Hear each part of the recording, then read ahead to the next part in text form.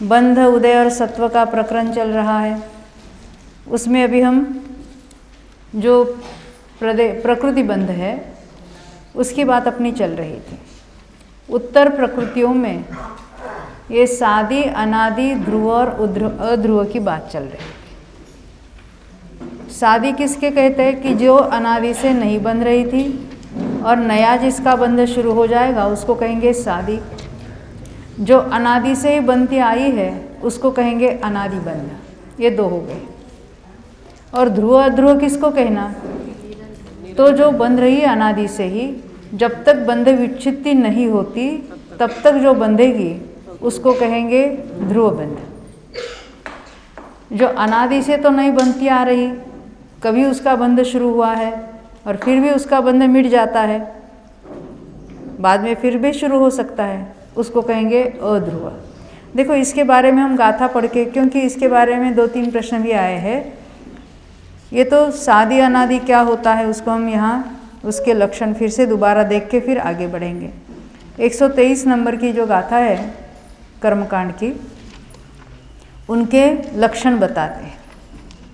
सादिया बंध बंधे सेढ़ी अणारूढ़ गे अणादि हो, अभव सिद्धम मिधुओ भव सिद्धे अध्रुवो बंधो। सादी किसको कहना? अबंध बंधे, जो पहले नहीं बंध रही थी और बाद में जो बंधना शुरू हो जाएगी तो उसको कहेंगे सादी बंध। सेढ़ी अनारूढ़ गे अनादि हो। सेढ़ी का यहाँ अर्थ श्रेणी लिखा है, परंतु वो उपशम श्रेणी या क्षपक श्रेणी की बात नहीं है। ऊपर का गुणस्थान इतना इसका अर्थ लेना। तो जहाँ जिसकी विच्छित्ति होती है, हमने क्या देखा है, ये अस्थिर अशुभ वगैरह की विच्छित्ति कहाँ होती है? छठे गुणस्थान। तो ऊपर के गुणस्थानों में जाएगा तो उसको हम कहेंगे श्रेणी। जैसे अन्य जो कषाय है जो चौथे में बनती, ऊपर नहीं बनती है, अप्रत्याख्यानावरण, उसके लिए सेढ़ी अनारूढ़ का अर्थ क्या है? वो ऊपर के 5वें आदि गुणस्थान में नहीं गया है तब तक उसका बंध निरंतर चल रहा है। अनादि से ये बनता आया है। कौन सा? अप्रत्याख्यानावरण की बात हम कर रहे हैं।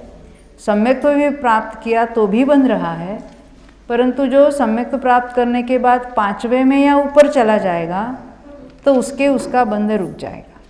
तो जिसने अपने बंध विच्छित्ति वाले गुणस्थान के ऊपर अभी वो चढ़ा नहीं है, उसके गुणस्थान प्राप्त नहीं किए हैं, तब तक उसको क्या कहेंगे? वे अनादि का बंध है।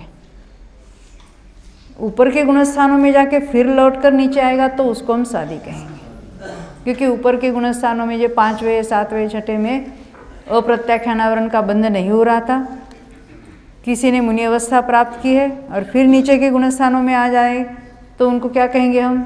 वो सादी बंध कहेंगे। इसलिए यहाँ श्रेणी में केवल उपशम श्रेणी की बात नहीं है, ऊपर के गुणस्थानों का ऐसा अर्थ समझना।